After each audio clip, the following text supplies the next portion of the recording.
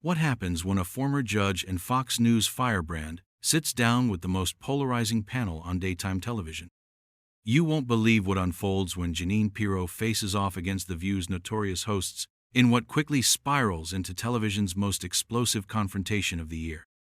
Last night's episode promised political discourse but delivered pure chaos as tensions reached a boiling point that left viewers stunned and one guest making a dramatic exit that no one saw coming. The studio atmosphere was already charged before cameras rolled. Behind the scenes, production assistants whispered nervously as they adjusted lighting and checked microphones. Everyone knew this booking was risky. Jeanine Pirro, the former Westchester County District Attorney turned conservative media personality, had agreed to appear on The View to discuss her latest book and weigh in on current political developments. What the audience didn't know was that the hosts had spent their pre-show meeting strategizing their approach, with Whoopi Goldberg making it clear that this wouldn't be a softball interview. As the familiar theme music played, and cameras panned across the Hot Topics table, Whoopi's expression was already stern.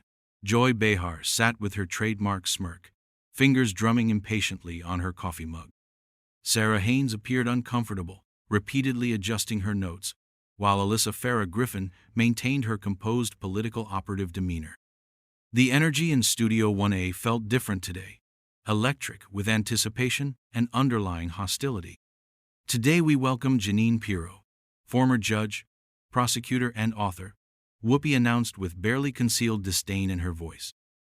The applause from the audience was noticeably lukewarm, with clear pockets of silence scattered throughout the crowd. Pirro emerged from backstage, wearing a sharp navy blazer, her signature confident stride intact despite the palpable tension awaiting her. "Thanks for having me," Pirro said as she settled into the guest chair, immediately sensing the hostile energy radiating from the panel. Her media-trained smile remained fixed, but her eyes darted quickly across each host's face, reading the room like the seasoned prosecutor she once was. Whoopi wasted no time with pleasantries. "So, Jeanine, you've been pretty vocal about supporting certain political figures who shall remain nameless.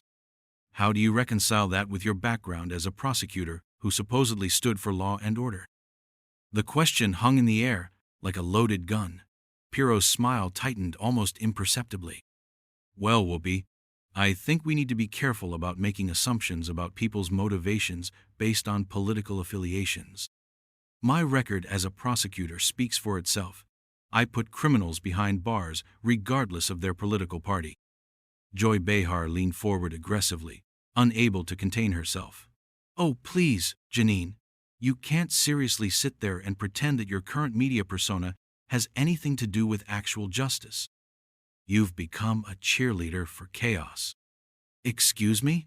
Pirro's voice sharpened, her prosecutorial instincts kicking in. "I think you're confusing standing up for constitutional principles with cheerleading. Maybe if you actually read the Constitution instead of just talking about it on television, you'd understand the difference." The audience audibly gasped. Sarah Haynes shifted nervously in her seat, clearly wanting to redirect the conversation but finding herself caught between two forces of nature. Alyssa Farah Griffin maintained her poker face, though her journalist instincts were clearly engaged by the developing drama. Whoopi's eyes flashed dangerously. "Don't you dare lecture us about the Constitution when you've spent years defending the indefensible. You want to talk about law and order? Let's talk about January 6th and your role in spreading election lies." "My role?" Pirro shot back, her voice rising. "My role was reporting the news and asking legitimate questions about election integrity. Since when did asking questions become a crime in America?" "Oh wait, I forgot. Only certain questions are allowed on The View." The tension in the studio was now palpable. Camera operators adjusted their angles to capture every micro-expression. In the control room, producers were frantically discussing whether to cut to commercial, but the ratings potential of this confrontation was too good to interrupt. Joy jumped back in with venom. "Legitimate questions? You called for martial law. You promoted conspiracy theories that led to violence. How do you sleep at night, knowing you contributed to dividing this country?" Pirro's composure was beginning to crack, her face flushing red. "That's a complete mischaracterization of what I said, and you know it. But this is exactly what I expected from this show. Take someone's words out of context, twist them, and then attack them personally when you can't win on the merits. The merits? Whoopi's voice was getting louder now, her famous temper beginning to surface. What merits? You built your entire media career on stoking fear and hatred. You've poisoned political discourse in this country. I've poisoned discourse? Pirro stood up slightly in her chair, leaning forward confrontationally. This from someone who calls people names on national television every single day?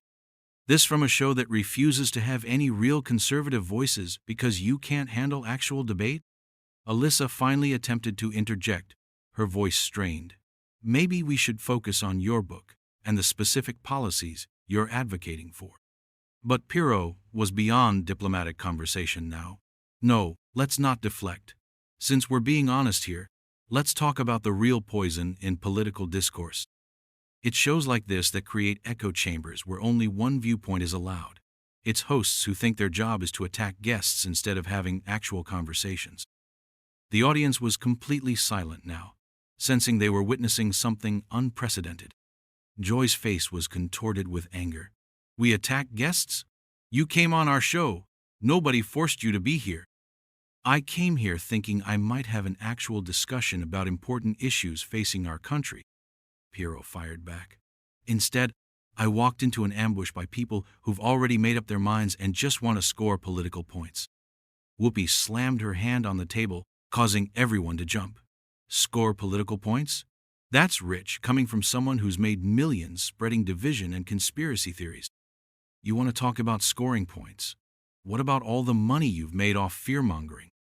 The confrontation was spiraling completely out of control now, with voices overlapping and tensions reaching a fever pitch that would soon explode into television history. You want to talk about fear-mongering? Pirro's voice cut through the chaos like a blade. What about the fear you spread every single day about conservatives? What about the way you demonize half the country because they don't think exactly like you do? Her finger was now pointed directly at Whoopi, who looked like she was about to explode. Sarah Haynes made one last desperate attempt to restore order. Ladies, maybe we should take a step back and— No, Whoopi roared, completely abandoning any pretense of professional composure. I'm sick of this false equivalency garbage. We're not the ones who tried to overthrow democracy. We're not the ones spreading lies that get people killed. The studio fell into a stunned silence for exactly 3 seconds before Pirro erupted. Tried to overthrow democracy? Are you completely insane? I've spent my entire career upholding the law and defending democratic institutions. But I guess, in your twisted worldview, anyone who questions your narrative is automatically a traitor. Joy Behar's face was now bright red, her hands shaking with rage. Questions? You call spreading baseless conspiracy theories questioning? You call inciting violence questioning? What planet are you living on? The same planet where the First Amendment still exists? Pirro shot back, her prosecutor training fully engaged now. Though apparently not on this show, where free speech only applies if you agree with the hosts. Alyssa tried once more to intervene, her voice strained and desperate. I think what we're seeing here is exactly why political discourse has become so toxic. Maybe we could all benefit from listening to each other instead of— Don't you dare both sides this. Whoopi interrupted, wheeling on her colleague with barely contained fury. There are not two equal sides here. There's truth and there are lies, and she's been spreading lies for years. Pirro stood up abruptly, her chair scraping loudly against the studio floor. That's it. I'm done being lectured by someone who thinks her opinion is the only valid one in America. You want to call me a liar? Fine. But at least I don't hide behind fake moral outrage while destroying civil discourse. The audience was completely transfixed now, many holding their breath as they witnessed what was clearly becoming the most explosive moment in The View's history. In the control room, producers were frantically debating whether to cut the feed, but the sheer television gold unfolding before them made the decision impossible. Joy couldn't contain herself any longer. Civil discourse. You wouldn't know civil discourse if it bit you on your— Joy, Sarah gasped. But it was too late. The comment hung in the air like a nuclear bomb. Pirro's eyes went wide with indignation. Excuse me? Did you just on national television? Really? Her voice was dangerously quiet now, the kind of controlled fury that every prosecutor learns to wield. Whoopi saw an opportunity to pile on. Oh, now you're offended. After everything you've said and done? After all the hatred you've spewed? You're going to clutch your pearls now? Hatred I've spewed? Pirro's voice was climbing again. I'm not the one who just made a vulgar comment on live television. I'm not the one who's been attacking a guest from the moment she sat down. I'm not the one who invited someone on their show just to ambush them. The tension in the studio was now so thick it felt suffocating. Camera operators were getting shots they knew would be replayed for years. This wasn't just television drama anymore. This was a cultural moment being captured in real time. Sarah made one final desperate attempt at damage control. Maybe we should all take a breath and remember that we're on television and people are watching. Let them watch, Pirro declared, gesturing broadly at the cameras. Let America see exactly what this show really is. Let them see how you treat guests who don't toe your political line. Let them see the tolerance and respect you're always preaching about. Joy was beyond reason now. Tolerance? We're supposed to tolerate lies? We're supposed to tolerate people who attack democracy itself? When did tolerance become synonymous with enabling dangerous extremism? Dangerous extremism? Pirro's voice hit a pitch that made several audience members wince. You want to talk about dangerous extremism? What about the extremism of shutting down any voice that disagrees with you? What about the extremism of character assassination instead of debate? Whoopi was on her feet now too, facing off against Pirro across the table like two gunfighters at high noon. Character assassination? Your character assassinated itself when you chose to become a propaganda mouthpiece instead of a serious journalist. Propaganda mouthpiece? Pirro's laugh was bitter and sharp. That's rich, coming from someone who's turned this show into a daily 2 minutes hate against conservatives. At least I'm honest about my perspective instead of pretending to be objective while pushing an agenda. The confrontation had now reached a point where both women were leaning across the table, their faces inches apart, with the other hosts looking on in horror. Alyssa appeared to be calculating whether she needed to physically intervene. Sarah was gripping her notes so tightly her knuckles had turned white. Pushing an agenda? Whoopi's voice was a dangerous whisper now. My agenda is truth. My agenda is protecting democracy from people like you who would tear it down for ratings and book sales. Pirro's eyes flashed with pure fury. People like me? People like me? Her voice echoed through the studio. I've dedicated my life to justice and law enforcement, while you've dedicated yours to entertainment and celebrity gossip. Don't you dare lecture me about serving the public good. The studio erupted again as Joy jumped back into the fray. Justice? You call defending criminals and conspiracy theorists justice? You call attacking the foundations of our electoral system justice? I call asking questions about election integrity, exactly what any prosecutor would do when presented with irregularities. Pirro fired back. But I forgot. On this show, asking questions makes you a conspiracy theorist. Whoopi slammed both hands on the table now, causing coffee cups to rattle and papers to scatter. Stop hiding behind asking questions when you know damn well you were spreading lies that led to violence. People died because of those lies. The accusation hung in the air like a death sentence. Pirro's face went through a series of emotions: shock, anger, and finally cold determination. When she spoke again, her voice was deadly calm. Did you just accuse me of being responsible for people's deaths? On national television? Did you really just cross that line? The studio fell into complete silence. Even the camera operators seemed to hold their breath. Everyone sensed that something irreversible had just happened, that they had crossed a point of no return from which there would be no coming back. Pirro's voice, when it finally came, was ice-cold and measured, each word delivered with surgical precision. So this is what The View has become.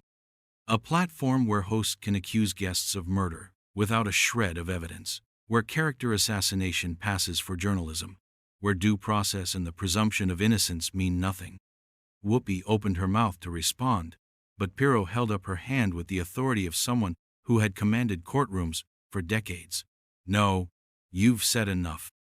You've revealed exactly what you are and what this show represents. Joy tried to interject, her voice shaky now. Jeanine, nobody said you murdered anyone. We're talking about the consequences of spreading misinformation. Consequences. Pirro's laugh was sharp and bitter.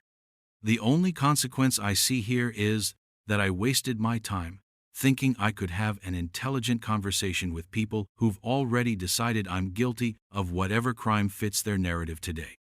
Sarah made one last desperate attempt at salvage. Maybe we can all acknowledge that emotions are running high and we've said things we don't mean. Oh, I meant every word, Whoopi declared defiantly, apparently doubling down despite the obvious disaster unfolding around her. I meant every single word. And I'll say it again. People who spread election lies bear responsibility for what happened on January 6th. The silence that followed was deafening. Pirro stood perfectly still for a moment, her prosecutorial mind clearly calculating her next move. When she spoke, her voice carried the weight of finality. You know what, Whoopi? You're right about one thing. People do bear responsibility for their actions. And right now, I'm taking responsibility for mine by refusing to dignify this circus with another second of my time. She began gathering her belongings with deliberate, controlled movements. Every eye in the studio was fixed on her as she methodically collected her purse and notes, her actions speaking louder than any words could. Alyssa finally found her voice, desperation evident. Jeanine, please don't leave. We can work through this. This is exactly the kind of dialogue our country needs. Pirro paused in her movements and fixed Alyssa with a withering stare. Dialogue? Is that what you call this? When one side comes prepared for a conversation and the other comes prepared for an execution? She shook her head slowly. This isn't dialogue. This is a public lynching disguised as daytime television.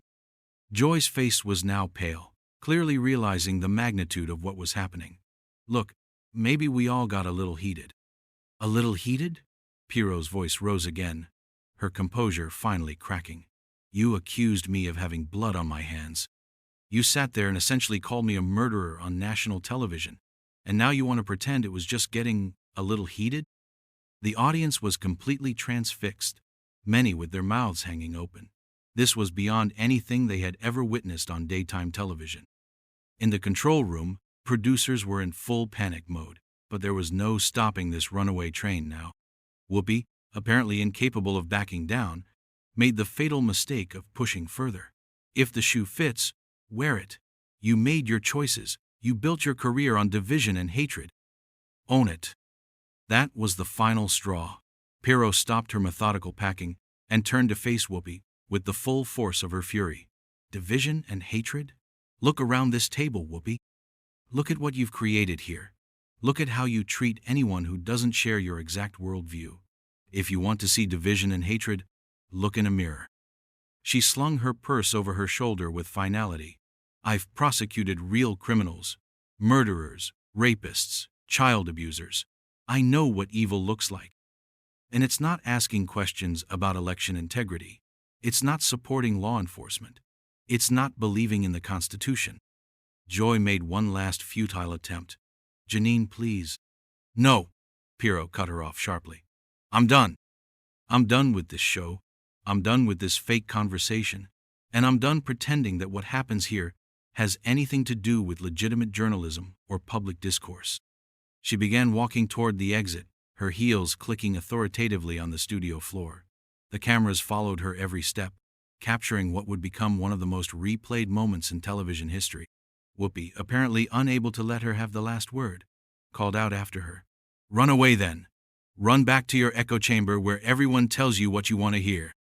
Pirro stopped dead in her tracks and slowly turned around. The look on her face was pure steel. Echo chamber? That's precious, coming from someone who surrounds herself with people who agree with her every opinion and attacks anyone who doesn't fall in line. She took a step back toward the table, her voice building to a crescendo. You want to know the difference between us, Whoopi? I've spent my career in courtrooms where evidence matters, where you have to prove your case, where opposing views are not just tolerated but required. You've spent yours in a bubble where applause lines matter more than facts, and where disagreement is treated as heresy. The studio was electric with tension as Pirro delivered what would become the most quoted moment of the entire confrontation. This show isn't journalism. It's not even entertainment. It's a daily validation session for people who can't handle the fact that half the country doesn't think like they do. With that, she turned on her heel and began walking toward the exit again. This time, she didn't stop. Her stride was confident, purposeful, and utterly final. Behind her, chaos erupted at the table. Joy was frantically shuffling papers. Sarah was whispering urgently to someone off camera, and Alyssa was staring at the exit in apparent shock. But Whoopi sat frozen, seemingly stunned by the magnitude of what had just transpired. As Pirro reached the studio door, she paused for just a moment and addressed the cameras directly. To anyone watching at home who believes in actual dialogue, who believes in respecting different viewpoints, who believes that character assassination isn't a substitute for debate, this is what passes for tolerance on The View. And with that final salvo, Jeanine Pirro walked out of Studio 1A, leaving behind a panel of hosts sitting in stunned silence and an audience that had just witnessed television history. The cameras continued rolling for several more seconds, capturing the aftermath of what would instantly become the most explosive guest walkout in daytime television history. The damage was done, the confrontation was over, and The View would never be quite the same again.